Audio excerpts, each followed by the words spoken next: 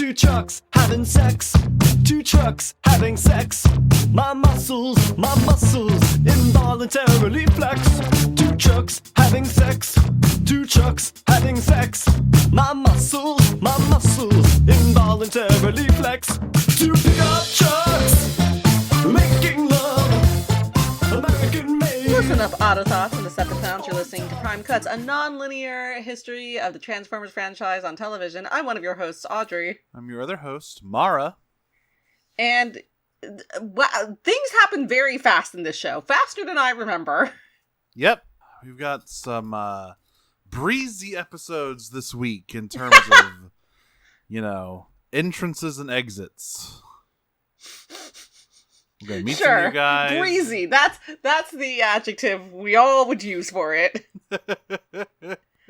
I'm yet again, this show is just good. I forgot how good it was. Yeah, no, that's what I'm saying, right? Like, I feel like this is going to be a refrain that I say a lot this season, but again, I keep talking about it. Haven't rewatched it since I watched it the first time, and it got me hyperfixated on the franchise in general.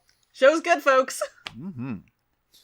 So this week we watched episodes 6 and 7 of season 2 of Prime, Loose Cannons, and Crossfire. Do you know the kill count? Yeah, the dead meat thing. Yeah, the dead meat kill count. Yeah. I feel like we should do that for these episodes. I mean, to be fair, only one named character dies. That's not true. Who else?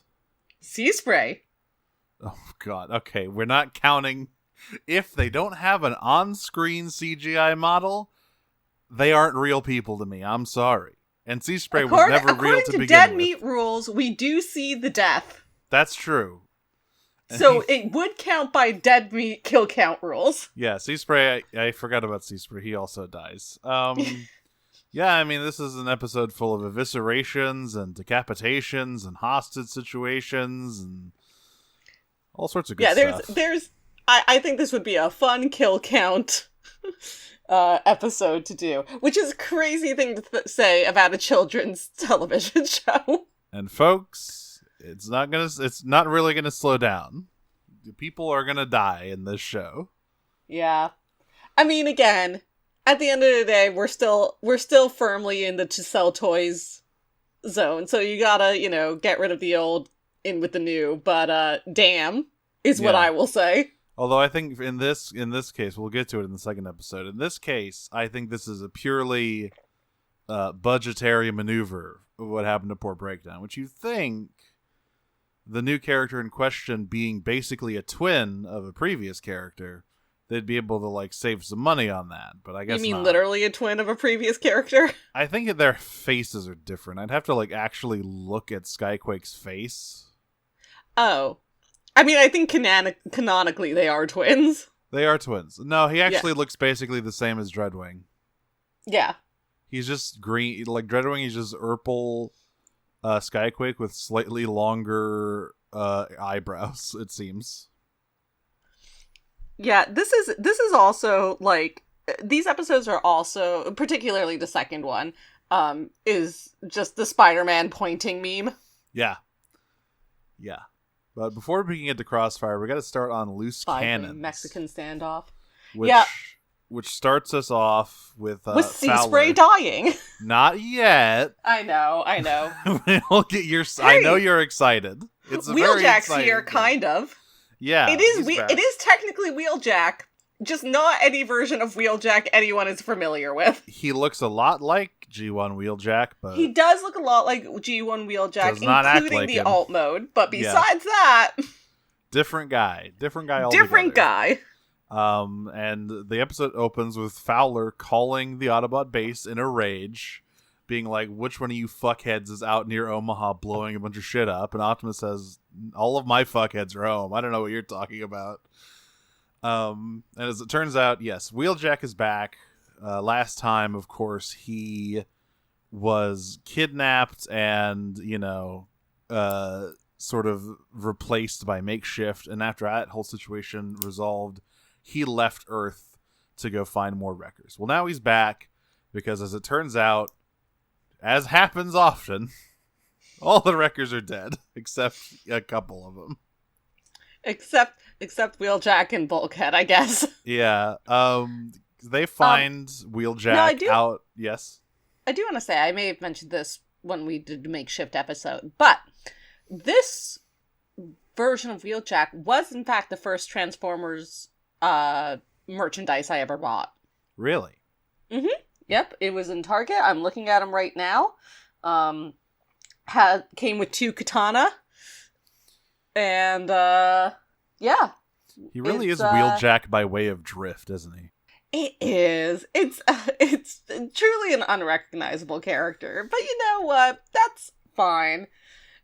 And then I got into the IDW characters, and I was like, oh, this guy's this is different. the Wheeljack I like. Yeah, this Wheeljack, like, you know, it's fine to have very different characterizations. It's just really funny to have a guy who looks so much like G1 Wheeljack be nothing like him. It's kind of like Brainstorm and Headmasters, which you would know about if you listen to our Patreon content. Wink, wink. But yeah, no, it's just like, it's a very, of all the people they could have chosen, it's just a very funny choice for this character. Yeah, I kind of want to know what went into the decision of being like, all right, who's Bulkhead's old wrecker buddy? Because there's so many characters they could have gone with, both right, like more they could have well-known. gone with like Hound. Yeah, they could have gone with like anybody. They could have gone with like they could have Ironhide would have been probably a really good choice here. If they wanted to go retro or like one of the older characters, they could have gone with Roadbuster, who does get name dropped in this episode. Yeah, he does get name dropped. Also dead? Yep. Also dead. Anyway, like, yeah, but like, even, you know, if you're going to choose a character that wasn't historically a record, like, again, Hound, Ironhide, like, there are options out there that, like, make sense for this kind of character. So I was actually thinking, like, Sunstreaker and Sideswipe would have been, like, fun choices. Wheeljack is a very out-of-pocket choice for this character archetype. Anyway, though, he's here. He came back because Seaspray got killed. Yeah, bye. New guy. Also, Seaspray's a wrecker.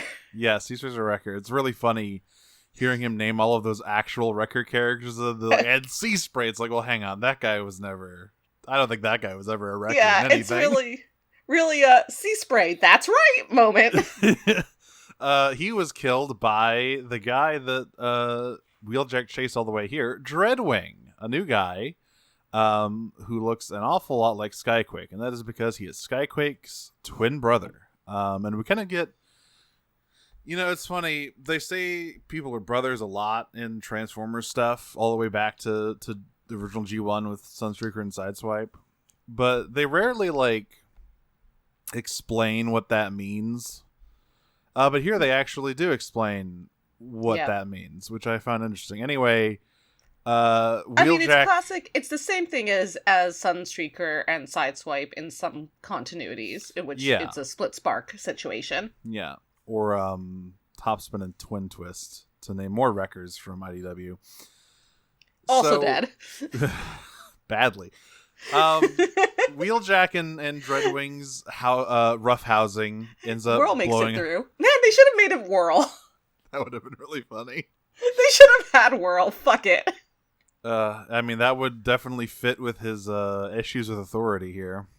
Yeah. So yeah, Dreadwing and Wheeljack's rough housing ends up blowing up a gas station. And Fowler gets pretty mad about all this. Dreadwing gets away, and Wheeljack gets injured. So everyone kind of goes back to their respective bases to kind of debrief. And yeah, Wheeljack is really amped up. He needs to go after Dreadwing to avenge Seaspray, their old wrecker buddy, and Bulkhead, when he hears that... Who gets Wheeljack, exploded, by the way. We don't actually say how he dies, because we just glanced over it because it's Seaspray. But his spaceship gets blown to pieces. Yeah, so Mara is correct that we don't actually ever see an on-screen CG model of Seaspray, because he's just, like, killed from the outside of the spaceship. But it is genuinely so funny how little the writers / animators cared about killing Seaspray. It's such an odd character to pull from. I feel like it must have been a vendetta like we have. Yeah, it'd be really funny to kill. It was someone's catharsis for having to listen to that voice in G1. Yeah. Bulkhead calls him Old Barnacle Butt when Wheeljack says he found sea spray, which is, yeah, that sounds about right.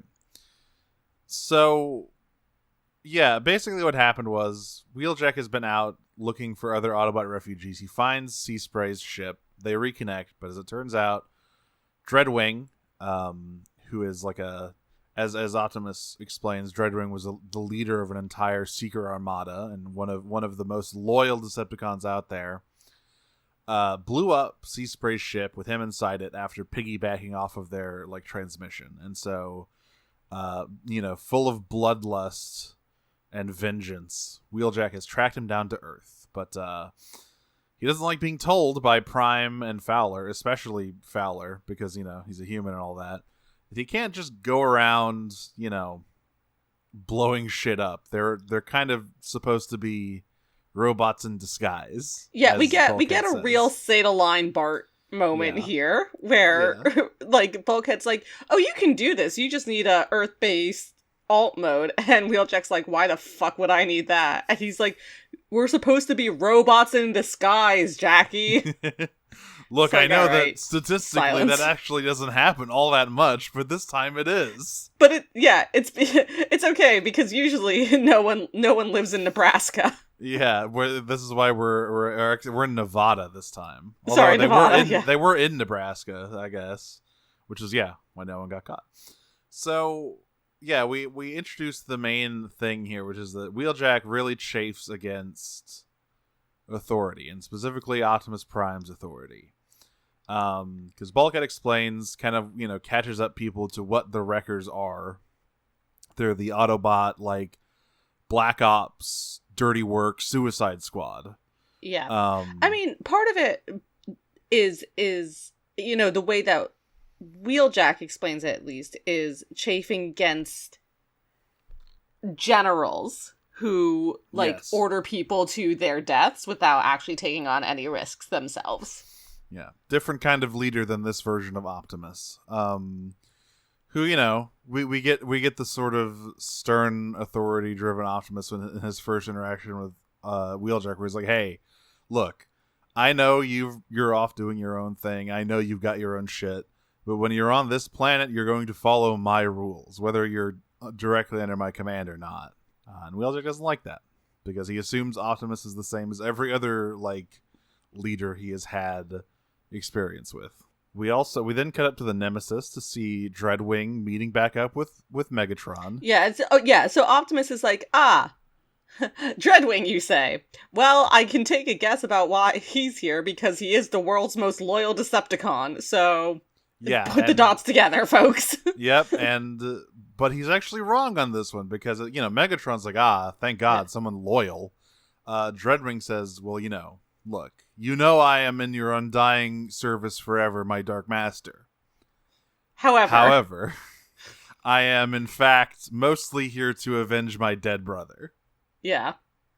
And so, let's get to killing some Autobots, huh? Megatron has Soundwave pull up the Skyquake snuff film. Just shows him Bumblebee. God, people in this show die so badly. Yeah, he's like, oh, you mean this stuff? Oh, you mean this? I remember that guy. And then he shows him Bumblebee tearing out all of Skyquake's fucking bits and crashing him into the ground. Oh my god. And Dreadwing's like, yeah, that. Thank you. Anyway, yes, I would like to avenge that. S'il vous plaît. I also really like that Megatron said, oh yeah, I remember that. Your brother died. Also, I would like to point out that it was not under my command. I was in a coma at the time, so not my fault. And Soundwave flashes a picture of Starscream on the screen. Yeah, which is interesting because it's not really talked about at that moment, which is weird because you would think that Megatron would take advantage of that moment there to be like, hey, I have some sweet revenge for you, bud. I think it's mostly due to what he says next, which is like, I know you're angry, but I need you focused on the task at hand. He says really funny line where he's like, I don't, too many individual agendas cause a lot of clashes. Man, they sure do, bud. You got some problems with that. I wonder where they learn it from. Yeah. So he's basically like, all right, just don't. Yeah, you can fight the Autobots, but like, don't go after them. We're gonna do it on my terms. So of course, Dreadwing calls Wheeljack. Oh, before that, because we have Wheeljack is stormed off. Bulkhead goes to talk to him in the cave where he's parked his ship, the Jackhammer, and this is where he name drops 4 great wreckers and Sea Spray. Literally, what is Sea Spray doing on this list? He says, Impactor, Roadbuster, Rotorstorm, Pyro's. Like, yep, all those guys are wreckers. Sea Spray, huh? Excuse me? What'd you say? Sea Spray? What? Hey, just real quick, once more into this microphone. The guy who sounded like he was like gurgling motor oil every moment of his fucking life. That guy? Yeah, he ruled. He was so cool. Yeah, so all of these other characters, both in IDW and before that, had been associated with the Wreckers, like in Marvel stuff and other stuff. So, like, yeah, those are Wreckers. But it's a very out of pocket choice. Yeah, so Dreadwing straight up calls Wheeljack up and says, "Hey, let's fucking duel, man." Oh, also, just a quick mention. It is very nice to listen to Dreadwing because he is voiced by Tony Todd. Oh, right. We haven't even mentioned that. We should talk. That's crazy. If you say Dreadwing 5 times in a mirror, you'll summon him. There's a lot of impressive like voice cast in this show. Tony Todd might be the most impressive one. Yeah, I mean, the moments in the next episode when it's like Tony Todd and Gina Torres. Yeah. Just going back and forth, like, that is, I'm just like, damn, this is good voice acting. Yeah. Incredible casting for both of these characters. Like, these incredible, like, icons of, like, sci-fi and horror. It's great. Playing incredible icons of sci-fi and horror in a children's show. It's like, it's so good. Bulkhead says, well, okay, this is obviously a trap. You shouldn't go. And Wheeljack says, you're right, but I'm going anyway. Classic Wreckers. Classic Wheeljack, am I right? Yeah, he's so... Well, to be fair, Wheeljack is to be fair, it actually is classic Wheeljack. Just not the way... Just a different sort of route for that impulse, I suppose. Yeah. So yeah, he and Dreadwing meet up in the fucking... in the forest and have like it's either this or reproducing. Oh my god. And it's worth noting, we're never gonna get any Dinobots in Prime because he and Wheeljack and Ratchet hate each other's guts. Divorce era. They're never gonna build huge dumb dinosaur sons together. So yes, Wheeljack. All I can think about is that cat divorce comic. Mm-hmm. Do you know that one? I do know that one. So Wheeljack and Dreadwing have a tense little chase through the forest where Dreadwing tries to use his Dreadwing's specialty is like these basically shaped charges that he leaves everywhere, these bombs that he makes. I also really, really love his weapon, which is this huge 2-handed cannon that looks like it's made out of the like jet booster of his jet mode. I think it looks so sick, and sadly, I don't think any of Dreadwing's toys have ever had that as the gun. That's crazy. Yeah, because it's unlike a lot of the weapons that Transformers use, he uses it a lot. Like, it's not a one-off thing. Okay, the new Legacy throwback figure does, but the problem with that figure is that it looks nothing like him. Oh well, details. Yeah, but yeah, it's a sweet-looking gun. Dreadwing's a sweet-looking dude. And of course, he's a tricksy, for someone who does like Honor so much, he is kind of a dirty trickster because he lures Wheeljack into this dead end. Bulkhead is over him, and but then Dreadwing reveals that he has rigged the overhang underneath Bulkhead to blow and collapses the ravine onto both of them. At this point, both Optimus and Megatron have learned that their respective new recruits have gone AWOL to beat each other up. Optimus's response is, well, I better go get him. And Megatron's response is really funny. Megatron, well, hold on. Let's see what he can do. The Megatron, where is it when he's like, well, he's probably gonna Oh die. no, yeah. It's like, what? Let's see what he can do on his way out. Yeah, he's like, I think he just straight because up he's going to die here. Yeah. Oh, it's after what happens when they have him when Dreadwing calls him and says, "I've got Optimus in my sights. I'm going to kill him." Right? before Yeah. we get to He's my like, brother." "Oh, do you, Optimus? Huh?" Yeah. Because at first he's like, "Ah, oh, damn it," but then he's like, "It's like, all right, well, let's see how this plays out." And then Dreadwing's like, "Optimus is in my sights," and he's like, "Good." Yeah. That's good. That's good, Dreadwing. Yeah. And then he hangs up and turns aside to him and says, "That dude is so fucking dead." It's really funny. And It's really, yeah. He like I don't actually remember the exact words that he says to Soundwave, but the sentiment is, well, that was nice while it lasted, I guess. He says, "I will be quite surprised if we ever There we set go. eyes upon Dreadwing again." That's what it is. Yep. Great stuff, Megatron. You have such confidence in your troops, Megatron. No wonder your morale is so glowing, and you never get betrayed by anyone ever. Don't worry about next episode. So yes, before that, I mean, to be fair, the first thing he does next episode, he's like, "Hey, what's her betrayal rate?" yeah, Hey, play back the video of her betraying me over and over again. All right, that's what I thought. That's what I remembered. Thanks, Soundwave. that's just so good. I can't wait to get there. So, I love Prime Megatron. He's genuinely such a cunty character. He's such an asshole. Like, it's so funny because we've talked about this last season, but like Prime Megatron really is one of the most genuinely menacing Megatrons out there. Mm-hmm. Like, this is a guy who is built like a Ford F-150, like covered in spikes, and has been shown over and over again to live up to his word of killing or maiming people. Yeah. Right? Like, this is not idle threat. This isn't a bluff. This is like a very well-established fact for him. And he's so bitchy on top of that. It's so funny. There's like no need for him to be this catty, but he really is such a fucking cunt. It's the same thing I love about animated Megatron. Although animated Megatron has the aristocratic air, Prime Megatron doesn't need any of that. He's just a stone cold killer. Yeah.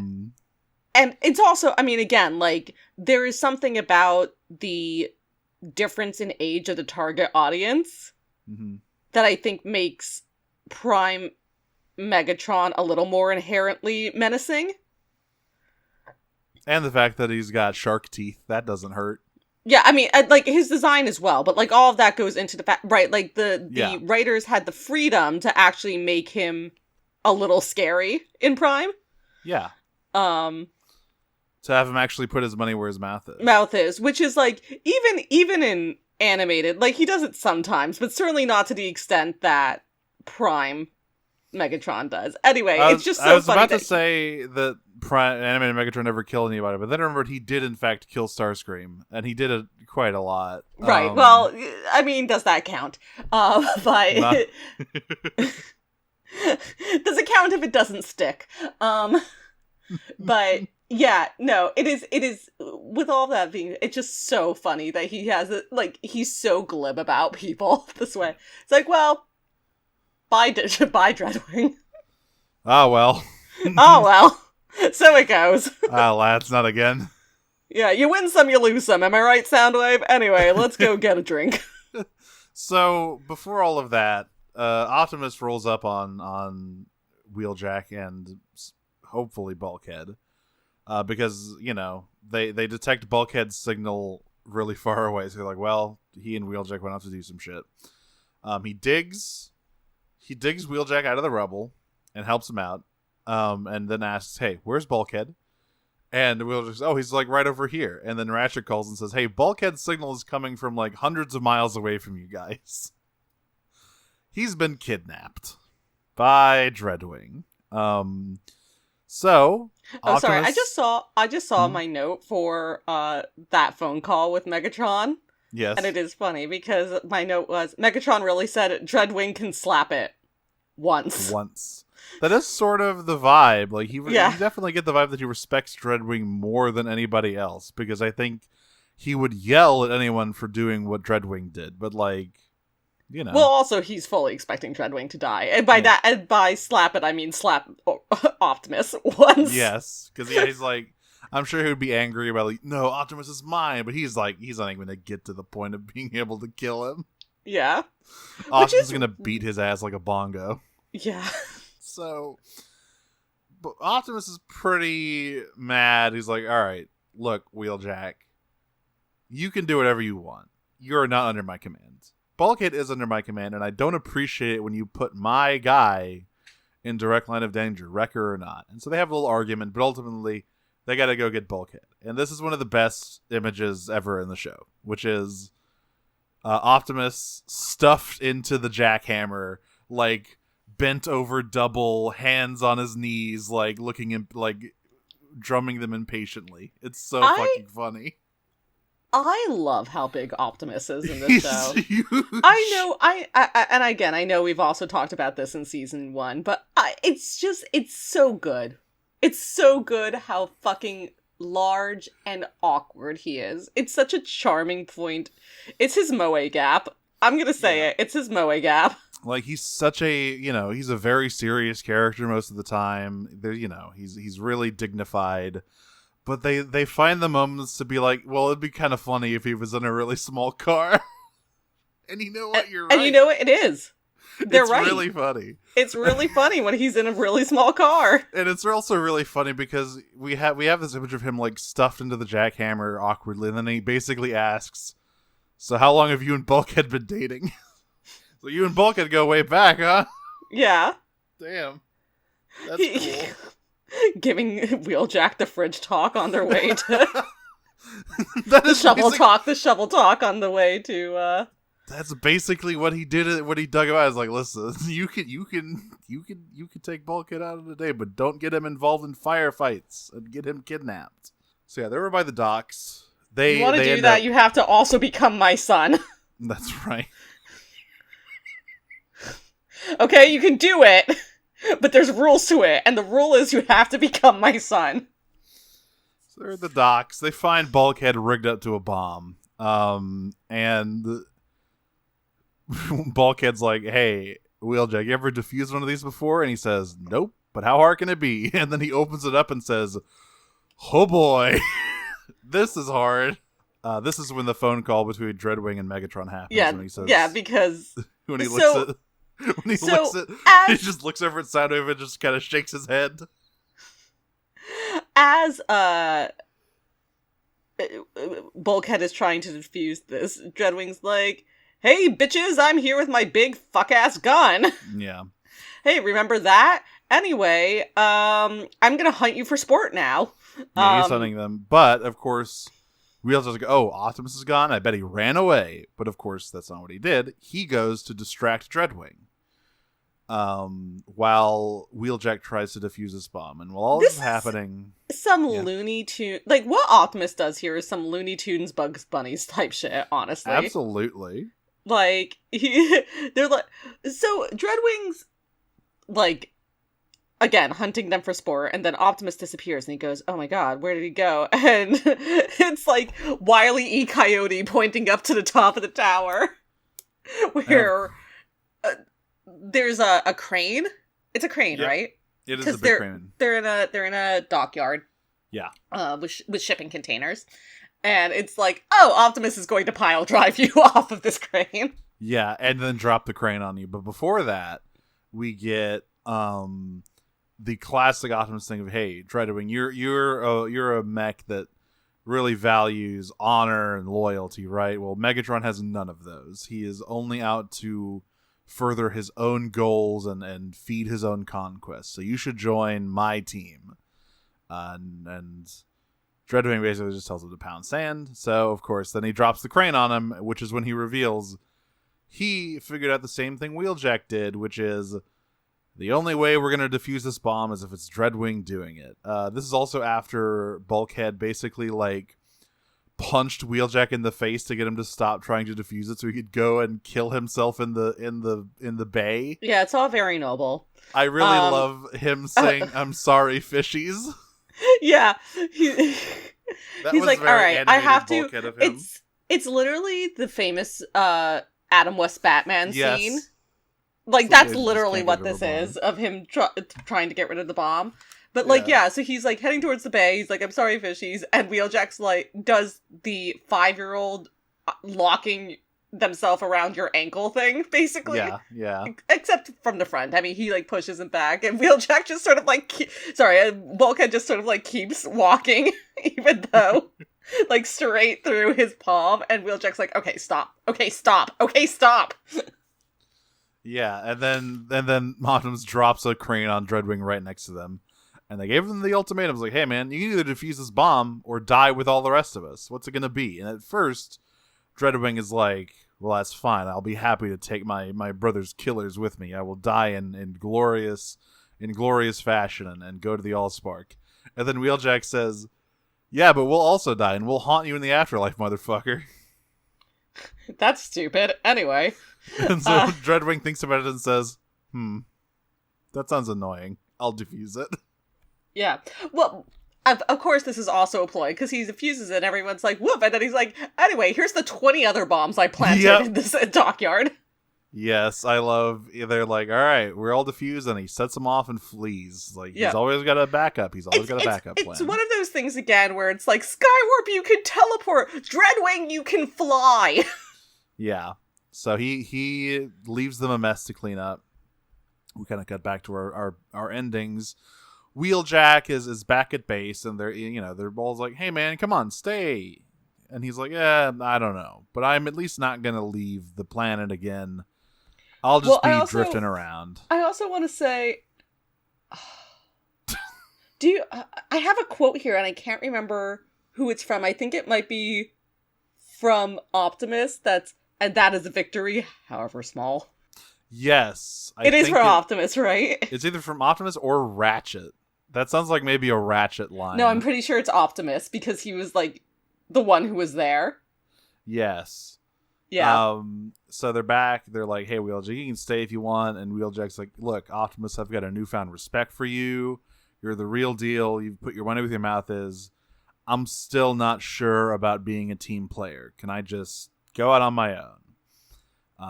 And they say, not without an Earth alt mode. So he gets one. Dreadwing, meanwhile, comes back. And Megatron seems genuinely surprised that he did not die. And he's like, oh, so I'm sure you want to talk about Skyquake. And Dreadwing's like, nope, putting it aside. I am here to serve you and no other goals, Lord Megatron. And he smiles at that. He's like, well, that's a shame, because you want to know who else was responsible for killing Skyquake? Yeah, he doesn't seem interested in setting Dreadwing on Starscream, presumably because he just, like, doesn't care about Starscream right now. Which is a mistake. You should get rid of him when you have the chance. So, like, there's a couple interesting things here, because he clearly actually doesn't have that high an opinion of Dreadwing's skill if he's like, oh, he's dead automatically against Optimus, while he's never thought that about any of the other Decepticons, including Starscream. Yeah. But it's also clear that he wants Starscream dead. But it's also clear that he's just, like, not interested enough to do it himself, which is what got him in this situation to begin with. Gotta say, it's same thing with Arachnid. Bites him in the ass. You gotta finish. I mean, he did try. Let's be real. He did try. He took Starscream out of a cave. He was gonna put 2 in the back of his head. But then some other shit happened. Yeah, he did. Well, yes. But he wasn't he wasn't necessarily actively trying to do it. It was just a 5-way Mexican standoff that ended that way. Gee, I wonder if that'll ever happen again. So yes, that is the end of Loose Cannons. Wheeljack sort of settles into the Tigatron role of he's around, but he's not part of the main cast. But you'll see him. Because of budget. Because it's it's expensive to have more than our regular allotted amount of guys on screen. Katana are really hard to animate. So that moves us on to Crossfire, which starts us off. Now this is the sauce. This is the sauce. It starts us off on the Nemesis, where Arachnid comes up to Megatron and says, "Hey, boss, Soundwave, of course, being so skilled and brilliant, will eventually finish decoding the Iacon files. So, you should send me out into the field and I can use my sweet tracking skills to, find what you need." And Megatron says, "Yeah, duly noted." And when she leaves, he just turns to Soundwave and says, "Soundwave, play Arachnid Betrayal Compilation 3. Yeah, and he plays back at I think from the end of season 1, her saying, "Wouldn't it be nicer without Megatron around?" We have to consider a future where Megatron is not around. Yeah. I don't know why people say this shit to Soundwave. He's gonna narc on you. He's gonna do it. He's not gonna budge. He's the most loyal guys. As an aside, I forgot what Gina Torres as Arachnid does to me chemically. Yeah, the end of this, when she's crawling all over RC, getting ready to kill her.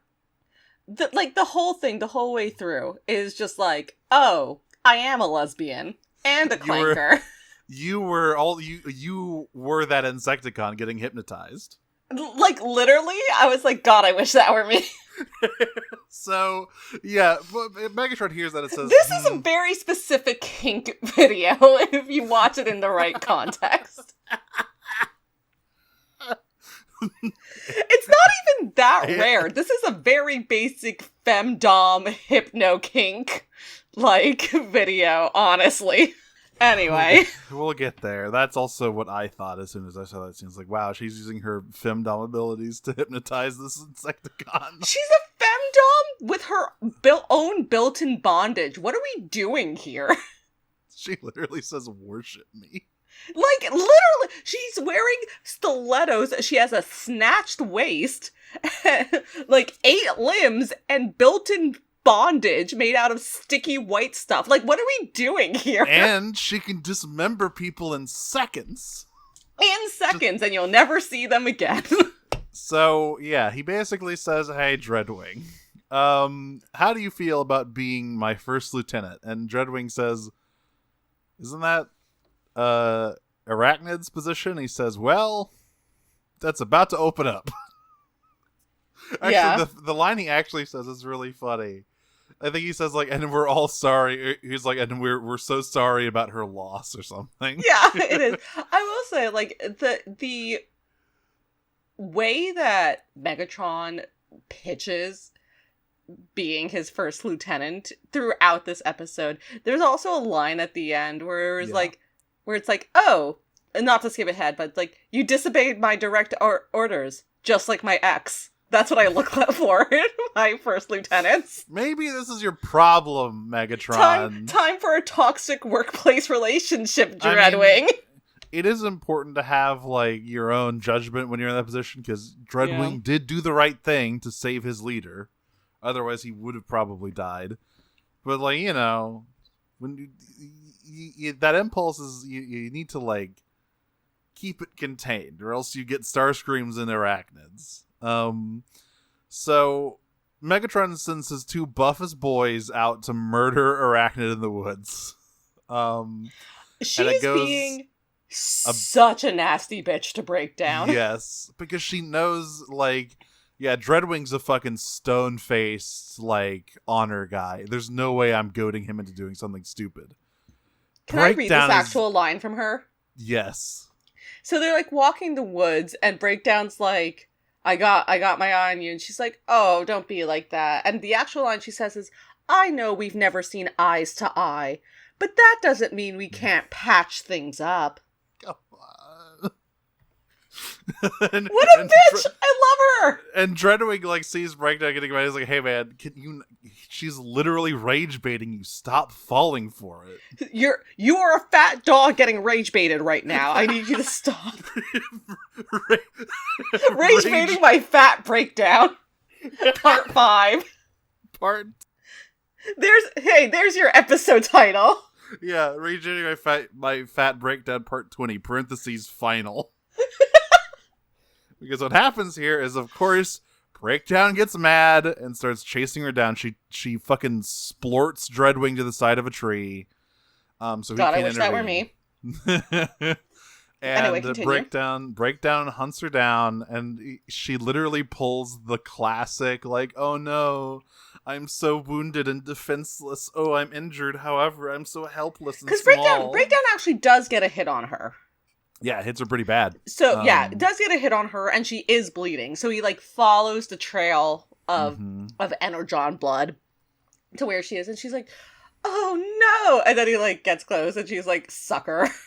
Yeah, he raises his hammer up to fucking cave her skull in, and it gets stuck on some webbing, and he can't get it out. And then Arachnid just gets up and just eviscerates him. He's dead. He dies. She kills him, and yeah, this is the last pieces. we see of Breakdown, except for his decapitated head. Yeah, like, because we just hear, like, him scream in pain. And it cuts to Dreadwing, who's still gooped to a tree. Hey, and he's like, God damn it. He's like, Breakdown, respond. Breakdown, what's your status? Oh, boy. And he's like, oh no, not my first mission as Megatron's first lieutenant. It's a bad look. So, yeah, we cut to... Not the mission he specifically put me on to stop Arachnid from doing this shit. We cut to what's left of Breakdown, which is, like... And he is in pieces. His arms, his legs, his head, they're just everywhere. And look who should find him but Mech, who was just happened to be walking in the woods, and this guy called Silas. I thought this was at the end of the episode. No, this is immediately following his death, because Megatron, when he's scolding Dreadwing and says, okay, so Breakdown died. That's not great. How the fuck did you lose his body? Where did it go? Right. You're right. Dreadwing just looks at the ground like a scolded child. But yeah, Mech finds Breakdown, and they say it's we found the remains of an old friend. So that's, I'm sure nothing bad will happen there. I mean, Mech has only ever had good intentions. And giving them a Cybertronian corpse, surely they won't do anything that they've already up. Experimented on.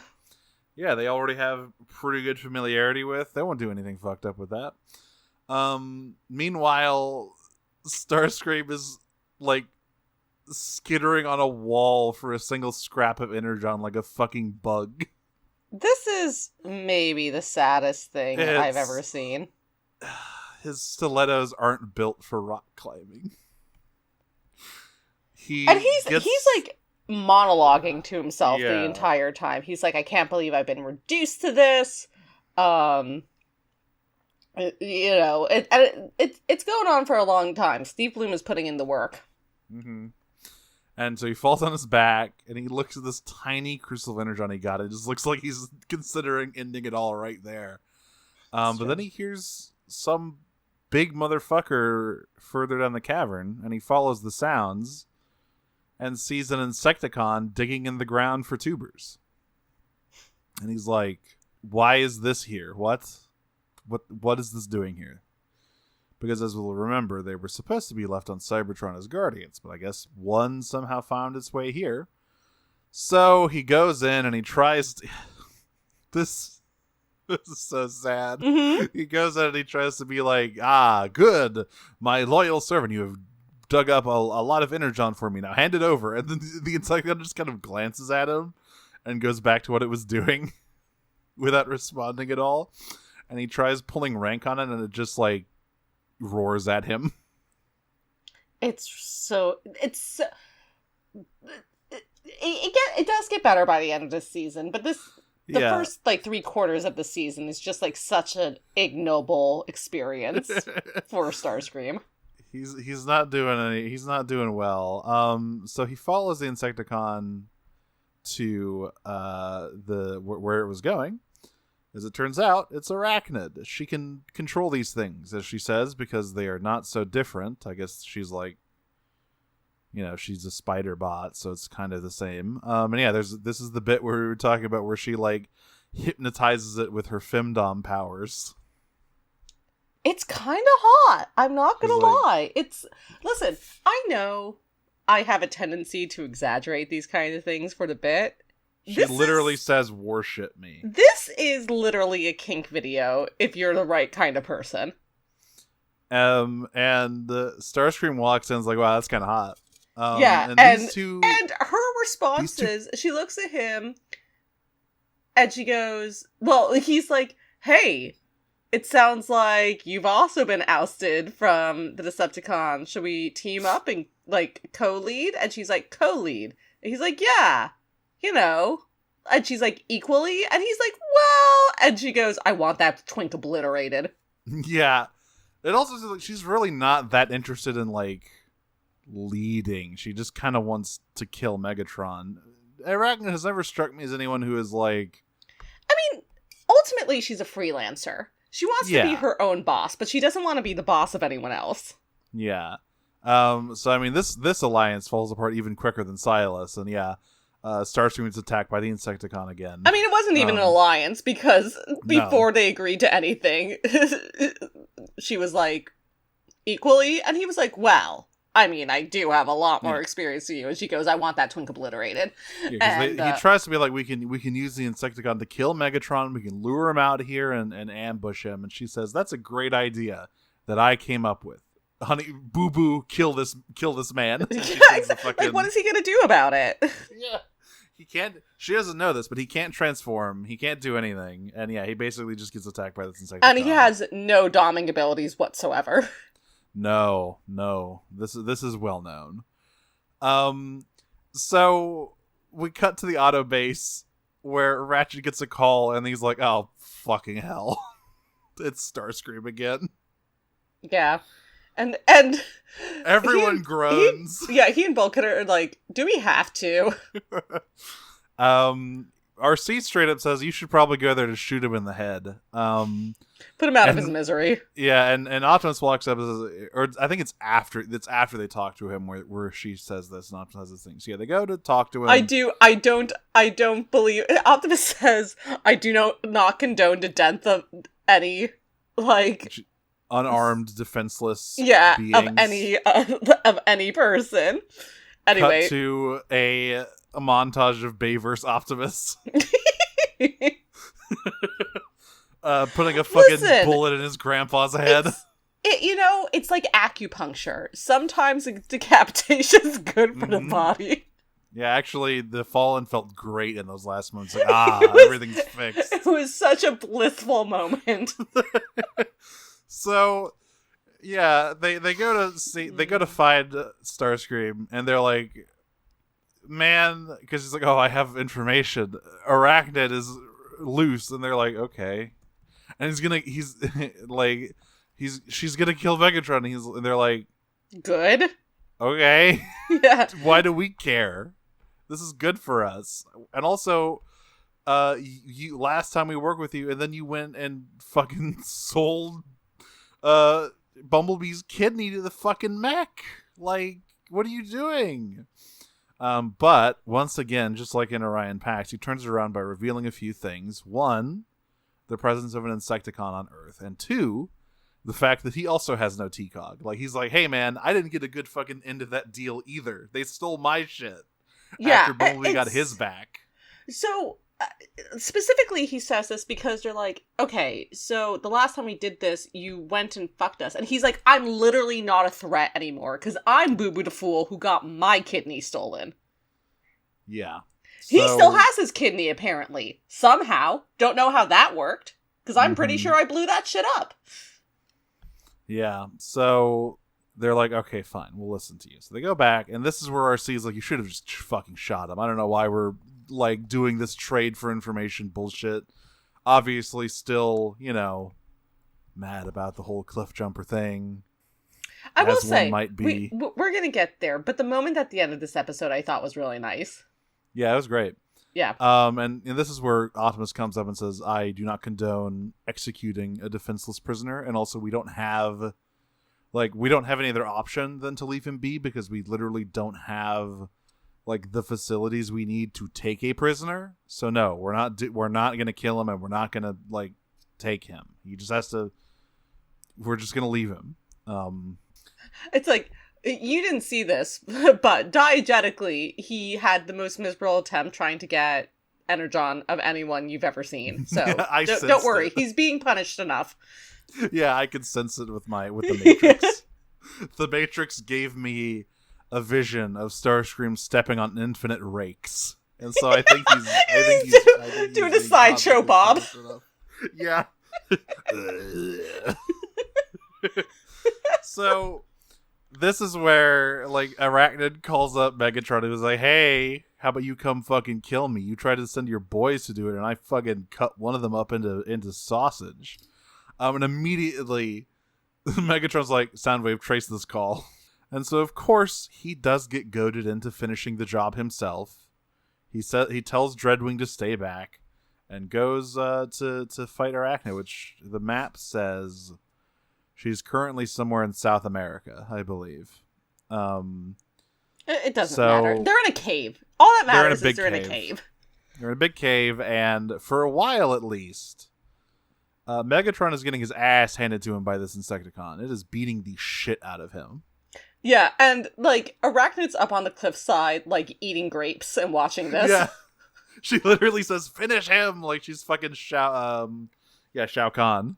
Yeah. Or Shang Tsung. She's like, give him a fatality. Fatality, yeah. I want to see some fucking blood. Mortal Kombat! But this is a great line when Megatron, he has his fusion cannon, like, webbed off. He can't really use his sword. But... Yeah, that was her one contribution, is she does fuck his fusion cannon right up. And he says, like, after he starts getting back the upper hand, "You and your beast would do well to remember. I honed my skills in the pit of Kaon." And he starts going fucking sicko mode on this bug. Yeah, so it looks, like, bad, but then who shows up but the Autobots? They come in and they're watching this, like, holy shit. It's really funny because, like, they arrive and it's like Optimus and so it's Optimus, RC, Bumblebee, and Bulkhead, and RC gets there and immediately sees Arachnid. She's like, "It's on site," and Optimus is like, "No, RC, you can't," and she's gone. It doesn't matter. She tackles Arachnid into an entirely separate, like, tunnel. And then Megatron looks up, and it's just Optimus and Bulkhead and Bumblebee looking down at him fighting this Insecticon and going like, "Damn, that's wild." Yeah. So the way Megatron finishes the thing off, first of all, he, like, rips its extra legs off in a really cool way. This whole fight, by the way, that Megatron has with the Insecticon, really cool. Really good choreography. You really feel the brutality of it. This season, I forgot how, like, genuinely robot gory this season is. Yeah, because he cuts this thing's head off. Yeah, but like breakdown earlier this episode, it really is like, I was joking before we started recording, but it really is like, oh, that's gore. That's gore of my comfort character. Yeah. So he kills the Insecticon and he looks up. Optimus says, like, "Well, clearly we have been all positioned by Starscream to try and take all of his enemies out at once." Sigh. And so they go down to, like, fight Megatron, who is in a really bad way. He is basically helpless. He like, his, like, knee collapses out from under him. Oh, God, I wanted him to shoot so badly. Pull the trigger. Yeah. Pull the trigger. By the way, I love having something Optimus says challenged when the opportunity presents. It's like, hey, you're against execution, but here is Megatron at your mercy. Are you going to do it? Specifically, it's Megatron. So Megatron, like, goes down, and Optimus has his gun to Megatron's head, and Megatron is like, it's like, "Oh, you're not going to do it. You're too soft spark. Like, what are you going to do? Are you really going to kill me, or are you just going to let me go as you always do?" And Optimus, like, thinks about it and goes, "No, I'm going to kill you." Yeah, I think, like, I love you can, this show's model is going to be a little bit limited, but I do think you can see the decision making in his eyes as he realizes the opportunity. So, like, an important thing to know about this moment, which is, I think, very well done in the animation, is that because he's in battle, his battle mask is on. Yeah. So all you can see of Optimus's expression is his eyes, but you see him, but, like, Megatron is goading him, basically, because he is banking on Optimus's mercy.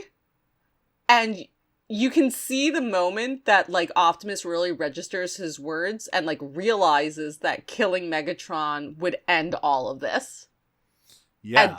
And that Megatron is right. He should just kill him. And you can see, like, the resignation in Megatron's eyes as well, because it cuts back to him when he realizes that Optimus has come to this decision. It's really good, but then they get interrupted. Dreadwing arrives with a platoon of Viacons, and Optimus has to, get into the fucking Cybertronian standoff here. Meanwhile, while all of this is going on, RC and Arachnid are, like, fighting each other in the tunnels. The girls are fighting! I love when Arachnid turns into a big drill. Yeah, It looks so goofy. I think, like, what is so cool about Arachnid, besides everything being cool about Arachnid, is how much, like, they really maximized what she could do with her design. Yeah. Like, more than any other character, her design is, like, incredibly multifunctional, is, like, the best word I can think of for it. Mm-hmm. But, like, she's a helicopter, she's a spider, like, she can drill into bedrock, like, it's just, she can shoot goo out of her butt. What if we goo from butts? What if we goo from butt? It's the question we're all asking. We're all asking. She's voiced by China Torres. Like, the amount that she's able to do and that they let her do, and that, like, makes sense without giving her anything extraneous, is, like, extremely impressive, right? Like, Dreadwing is a super cool design, but it's mostly because he has this big fuck-off gun. Yeah. Arachnid is a fun design because she's got so many little things. Yeah, Arachnid just has all this stuff in her, like, inherent ability. And that's, like, the range of what she can do is so much larger than any of the other characters in the show. It's very, very cool. Yeah, and, speaking of hers, like, she's one of the coolest, like, new characters from this show. And it was really fun to see her she is basically Black Arachnia, but anyway. No, there's a difference. And we will get to what the difference is, because the it's in the name. Because Arachnid's here. And then it was also really fun it was also really fun to see her pop up in Transformers 1. That was a great, like, pull for the like, secondary main villain. Yes. They're putting her in Cyberworld, which is, like, the current web series thing. Right. But I've got a problem with that. Okay. She just turns into a normal spider in that show. Okay, yeah, no, that's stupid. If you just have a normal spider lady, that's just Black Arachnia. That's Black Arachnia. No, I will say, Arachnid being a spider helicopter is one of the best, like, pun names that has ever been thought of. And again, obviously, she's not the same as Black Arachnia. In the IDW comics, they're lesbians together, which is great. That was a real treat for whoever wrote that one, and I remember that. Yeah. But also, I would say that one other thing that sets her apart from Black Arachnia is that often, and I guess I'm only thinking of, like, the major two, which are Beast Wars and animated Black Arachnia, there is a matter of, like, Autobot / Maximal origins and, like, conflicting loyalties and a lot of personal angst about that stuff. Arachnid is just evil. Yeah, she's just evil and sexy. And she loves murdering RC's partners. That is her shit. It's how she courts people. But yeah, no, sorry, just very, very quickly to wrap this up, like, Arachnid is very clearly inspired by Black Arachnia. The fact that they may make her distinct from Black Arachnia later on does not change the fact that they were just trying to make Black Arachnia in Prime. When you're making a sexy evil spider in Transformers, the blueprint is there. Yeah, his name is Tarantulas. Right, exactly. Again, yes, the main difference is that there is no one who is trying to make a sexy wife for themselves with Arachnid. No. So, RC falls for the classic trap of goo in the hole. You don't say. They're gooing the hole, and she gets wrapped up, and Arachnid is about to murder her in, of course, the most homoerotic fashion possible. Naturally. But Gee, I hope that I remember watching this at like 20 and being like having the gee, I hope this doesn't awaken anything in me moment with some of the stuff with Arachnid. God, I can only imagine some of the later stuff with Arachnid, how that works. There's some crazy shit with Arachnid in the show in the future.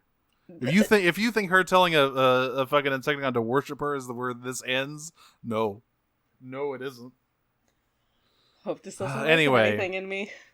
Anyway, Starscream is the one who actually bails RC out.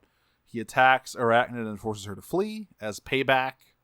And of course, he has this moment where RC's helpless. And this is what happens if you don't properly obliterate your twinks. Yes. And he's like, here you are. This Cliffjumper's partner. I could easily just kill you right here. But from what I remember... Yeah. The last time I was in a position like this, you let me go. And he cuts her down and leaves. And he says, consider us even. Yeah. Which I don't think that's how that works. You killed her partner, but hey, it's a step. When Optimus... She's killed Decepticons, but... Viacons aren't... We all know Viacons aren't people. We all know this. But... I think it's one of the more interesting character moments for Starscream. Yes. Where you see, for a character who has virtually no principles, you see that the virtually is doing a lot of work there. That it's not zero. That there is some code still left in him, which is like really interesting, particularly at this point in his career, life, whatever, where he's been ousted from the Decepticons. Yeah. I think it is really like his principles aren't principles as such, but he really values like holding something over someone, holding leverage. And this is him like and not having leverage held over him. Yeah. He can see an opportunity of like, okay, I can either kill her now, and that would just make the Autobots even more mad at me and like make them probably come after me for real. Or I can let her go and like hold some leverage over her and like kind of keep this tenuous relationship I have with the Autobots going. It's like a smart manipulative maneuver. He's playing the game, you know? Whereas, someone like Arachnid would probably just kill her because she doesn't care about any of that stuff. Well, that's not true. Arachnid would kill her because that's how they show affection for each other. That's sort of a different thing. So back in the cave... Yeah, that's... Arachnid loves people through murder. It's her love language. In the cave... Exactly. Just like Buffalo Bill. Oh, boy. I don't think that's a great comparison for Arachnid. Anyway, back in the cave, Dreadwing and Optimus are in a standoff, and Optimus, says like, "Hey, Dreadwing, I know you're an honorable guy. If I let Megatron go, will you let us go?" And Bulkhead's like, "No, just shoot him, just kill him." But there's like a tense moment. Everyone's looking at each other. There's like a really good. There's like too Optimus many is reaction like, give shots. me your things. Fucking word. Yeah, and Dreadwing. Looks at him, and he looks at Dreadwing, and Bulkhead looks at Optimus, and Bumblebee looks at Megatron, and Megatron looks at Optimus, and the Viacon's like a Dreadwing donkey. And then Dreadwing lowers his gun, and all the Viacons lower their guns. And so Optimus reluctantly lets Megatron stand up, and Megatron says, Dreadwing's, his word is solid. I made no promises. I'm a little rascal. Kill them. And so he has all the Viacons fire while he and Dreadwing escape. Of course, all of the Viacons get murdered. I love Bulkhead's. Well, that was intense. After they kill all the Viacons off screen. Again, speaking of ignoble, how ignoble is that? Yeah. So. They get RC, who is very frustrated to be like, "I'm tied up at the moment. Please come help me." Don't ask how I fought Arachnid off. I actually really like this moment because they message her, Mhm. and it's as Starscream is walking away, and they're like, "RC, what is your status?" And she's like, I'm trying to think of the actual word. She's like, along the lines of, I'm safe. Like, it's like Yes. not ideal, but I'm safe. Yeah. And like seeing her say that as like Starscream walks off is actually like, I don't know, it's a cool image to me. Yeah. So, we talked about the line earlier where Megatron tells Dreadwing that, like, you disobeyed my direct order to come here. That's the sort of thing I'm looking for in a second in command. Yeah, I love second in commands that I have a weird psychosexual relationship with and who do not obey me. And you seem like you are ripe for the picking, my man. Let's go. Then, of course, our stinger here, Arachnid, licking her wounds, digging deeper into this cave, stumbles upon an entire cave full of Insecticons in stasis, and she basically just starts rubbing her hands together like, "Oh boy! Oh boy!" It pays good. It pays good to be a dominatrix. Yeah, an entire army of simps ready at my command, and that's Crossfire. Go, R.I.P. my Breakdown. Goon Scarabs.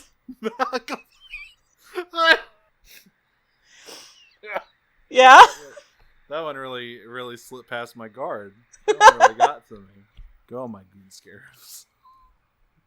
We have a couple options for title today. Yeah, a real buffet. R.I.P. to Breakdown. He couldn't. He's a tough guy, but even he can't fight the budget. I will remember you. All right, we got some questions. We sure do. All right, let me go to the correct channel here, which I never do. Mm-hmm. Okay, our first question today is from Geist. How in the world did Sea Spray become one of the wreckers? Great question. I will forever want to know that. I need to know how the hell that happened. I can only imagine that that he like ran into a mall recruiter. Yeah. Listen, the army numbers are down. Springer saw this guy and was like, "Man, this dude has nothing going on. Has Like, nothing going for him." Do you think he'd be ready to like? Can die you just let for a him know that bullshit he cause? gets dental? Oh, boy, dental. Awful. Stop. I hate it. Yeah, that's how. Sea Spray wasn't getting into college. He was easy pickings. Data collector. I like the idea that the wreckers have dental. I feel like I don't get shit over there. Listen, the VA doesn't do much, but I do know you get insurance from like USAA. I hope the life insurance policy they get is really good at least. Christ. Well, good, because he's dead. Yeah, as I said, like, if you're signing up for the records, either you should not have any next of kin, or you better be asking about that life insurance policy, because I've seen those body counts. Yeah. Yeah, again, listen, we started this episode talking about kill count. Data collector Sidewinder asks, so, with other media people kind of know who becomes a wrecker, but Sea Spray seems out of place for that team. Who would you think would be the worst match for wreckers? Any current or former wreckers named will be noted, and this information will be sent to the team. Make Huffer a wrecker. Oh, fuck. Feed him directly to Overlord. Put his ass on Garrus 9 right now. Here's the thing. I actually think Huffer would be effective because he would annoy people to death. He's the interrogator. Yeah. You need some information. You just lock them in a room with Huffer and let them talk, and they'll be begging for you to like. I'll tell you whatever I know, please. I can't take this guy's complaints anymore. At some point, they're like, "This is a war crime, Optimus. You can't do this. There are Geneva conventions against this." Impact being like, "Look, I've done a lot of shit. This feels so wrong. This feels so wrong." My answer, other than Huffer, which would have been like before the last time of the Records comic, would have been Perceptor. But then IDW Perceptor happened, and he's like a fucking sick sniper dude who does cool poses. So to be fair, like that's a pretty cool thing to do with a microscope. Yeah, it makes sense. Scrappo Rowan asks, "Hey, what's your favorite thing King reanimated corpse in media whose surname isn't Frankenstein?" Not that episode yet. Hey, that hasn't happened yet. Different episode. I'm cutting this out. Okay, fine. That's spoilers. The Decepticon Serving Division asks, given how drastically different Prime Wheeljack is, what is your interpretation of the tough, gritty, cigar-chewing wrecker that is C-Spray? Oh, wait. Yeah, hang on. He doesn't sound like like this anymore. He sounds like a fucking... He sounds like Steve Bloom, but every other Steve Bloom character that's not Starscream. No, he sounds like a fucking, like, pirate. He sounds like the Tom Kenny SpongeBob pirate. Yeah, it sounds like Patchy. That's C-Spray. There you go. Are you ready, kids? Yeah. Cliff the Dead Jumper. Chat asks, does Prime C-Spray still have the voice? No, we just established he sounds like a pirate. I think if he still had that voice, the other wreckers would have jumped him and like killed him. Probably the second they heard his beating him to death with hammers. You think Roadbusters are gonna hear that voice and not be like, "Well, he's gotta die. I can't take another second of this." Yeah, C-Spray's drop pod. It I don't know. It got rerouted into the sun. I don't know what happened. Is Soundwave the only Decepticon that Megatron can trust? Okay, so here's my hot take for Prime in particular, because we do canonically see this take on Soundwave in other series, particularly IDW. Yes. But my take on Soundwave in Prime as well is that Soundwave is first and foremost loyal to the Decepticons. I would disagree, because I think if he was, he wouldn't have been so gung-ho about Starscream keeping Megatron around, because Megatron was being reckless and, you know, getting high on the devil's blood all the time, which is not a good quality in a leader. So, I mean, I guess a lot of this is informed also with, like, Season 3. Yeah. But, like, the reality is that for years, apparently, before the series began, Soundwave was perfectly content to follow Starscream's command. Which, I will remind you, was an order that Megatron gave. He did put Starscream in charge when he left to look for Dark Energon. Yeah, but he didn't challenge anything about it. You know what I mean? And that's because, like, until Megatron came back, Starscream was, like, doing relatively well as the interim commander.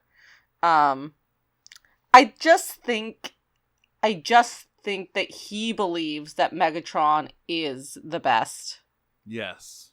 Like, that is what I'm trying to think. I think he is first and foremost loyal to Decepticons, but part of that is that he believes that Megatron is the best path forward for the Decepticons in Prime. Yeah. Which is not necessarily true in, like, IDW or whatever. But I still do think that loyalty is less towards Megatron and more towards the Decepticons. It just happens that Megatron, in his mind, is the best way to express that. Yes. Or achieve that. But he is the only one that Megatron can really rely on in this show, anyway. Yes, in this show for sure. Well, you can trust. We'll see another one later who gives Soundwave's loyalty a run for his money. Well, but kind of. now, sort of. Kind of. I mean, he's a little bit of a loose cannon himself. But he can definitely he can trust Soundwave to be his fucking, like, silent spy on the rest of the Decepticons. Yes, for sure he can do that. Dreadwing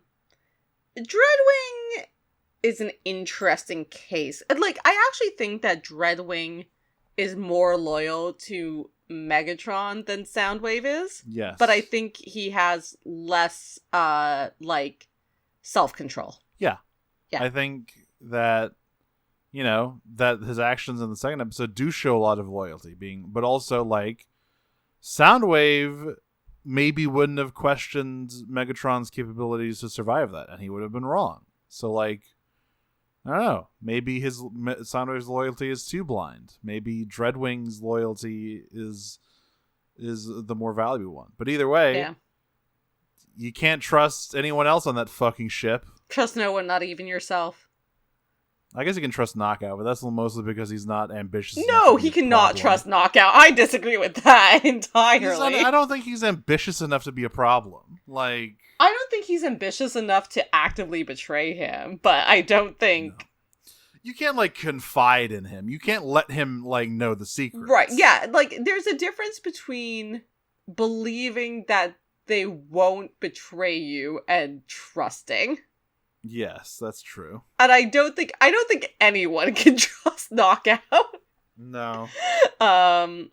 Anyway, Cass asks, tangential sea spray. I can only assume that the grittier prime version of Beachcomber is on some harder stuff than G1 Beachcomber. What's his rap sheet look like? Oh my god. He's on fucking, oh Jesus. All I can think of is the Natalie Portman SNL rap. What you want, Beachcomber?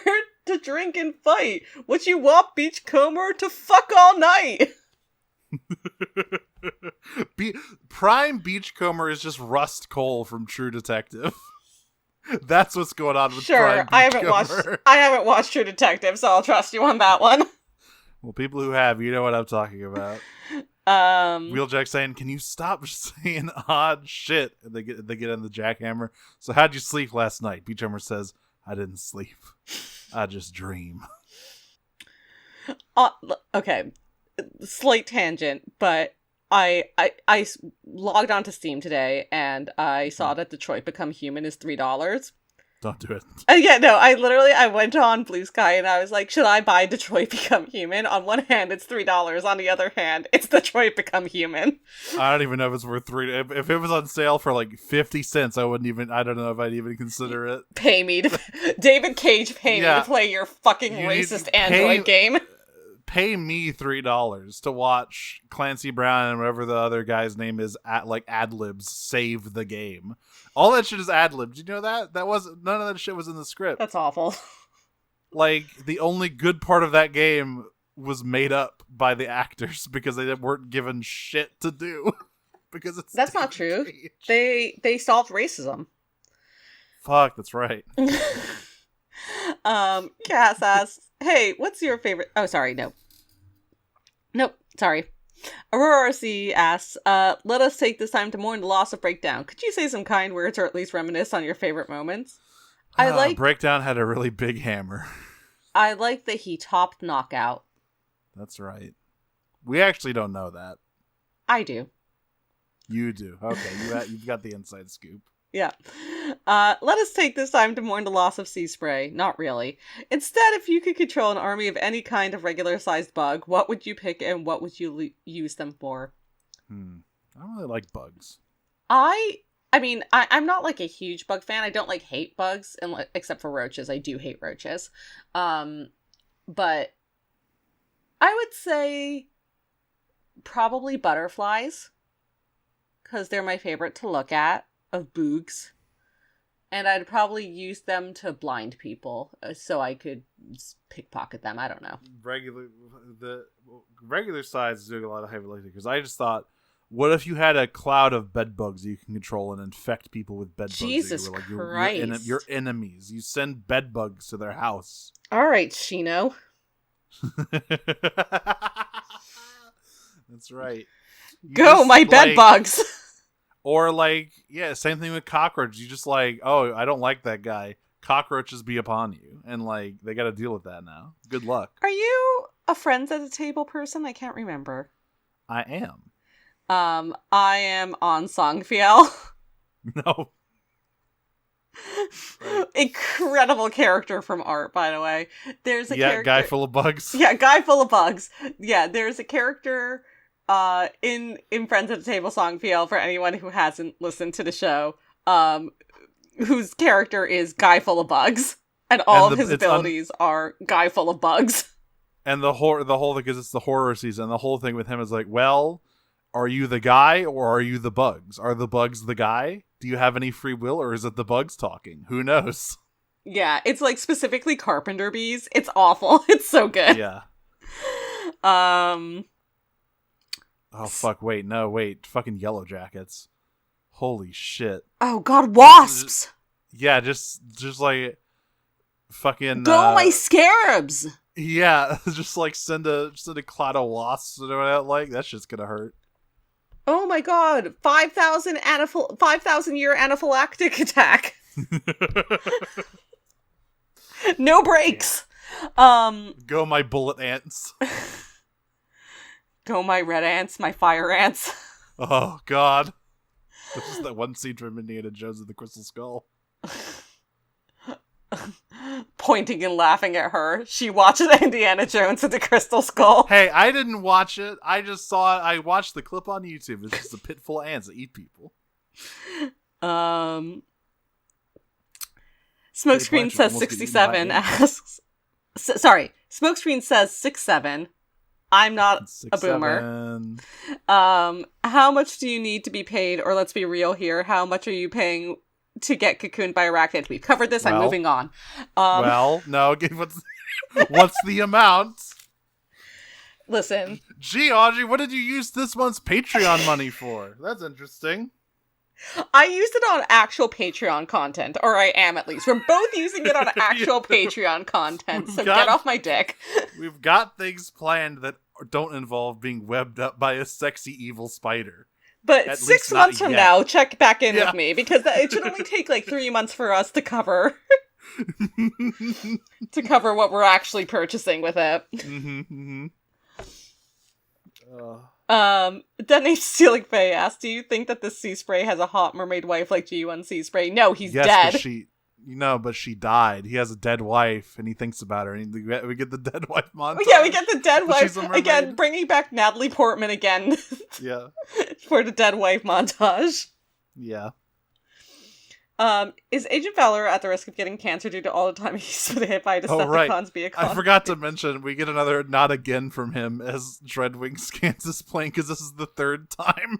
Yeah, he also almost dies. He almost gets run off the road.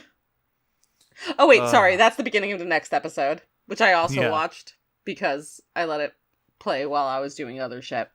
Oopsie, we'll get there next week. He should definitely get it checked out, is what I'll say.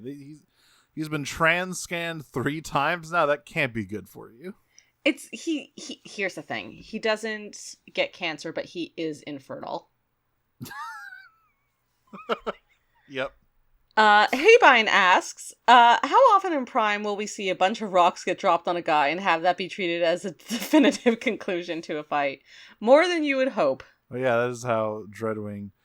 I guess to be fair, he didn't treat it as the conclude. One, they were much bigger than what happened in Headmasters, talking about our boat. Well, yeah, that's... when a bunch of small pebbles fell on Hot Rod, and it looked like he died.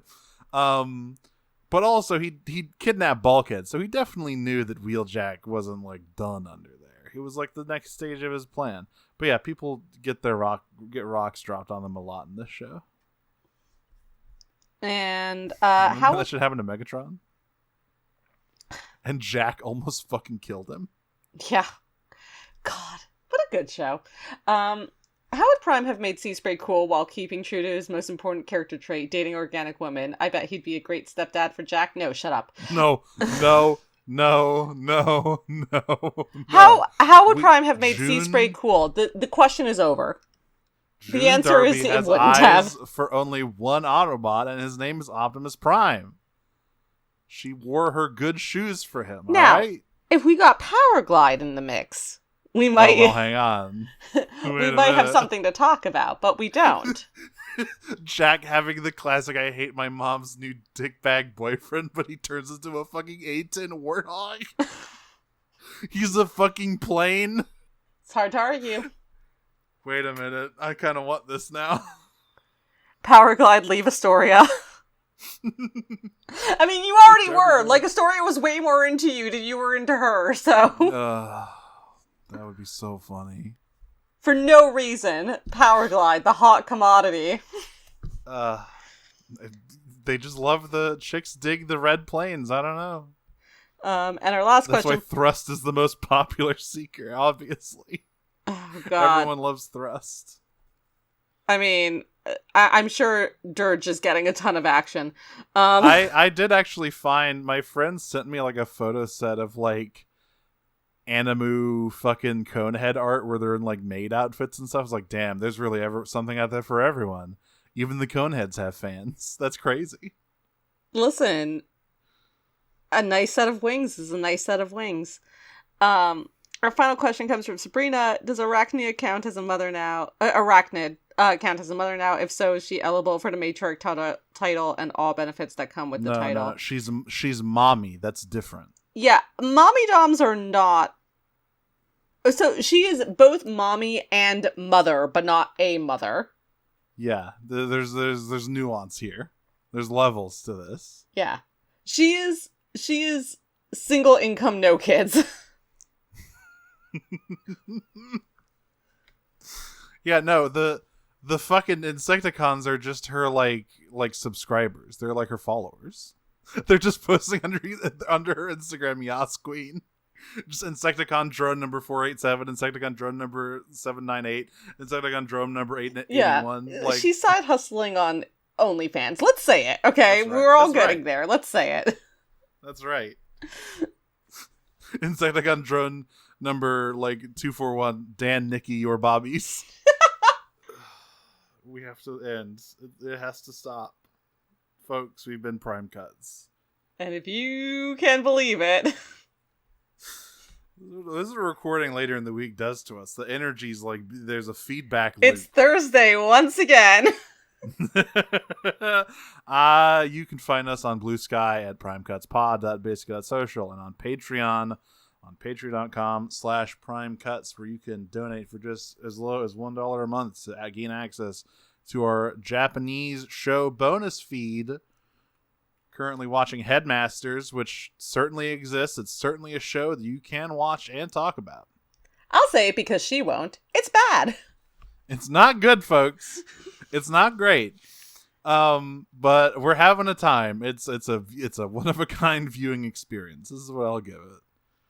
At $5 and above, you get access to Prime Cuts Nautica, our quarterly deep dive into weird parts of the Transformers fandom. You've got one lined up that's going to be really exciting. I am not generally one to like push super hard for like Patreon stuff, but some of the stuff we have lined up for Nautica is genuinely so cool, and I'm so excited to get to it.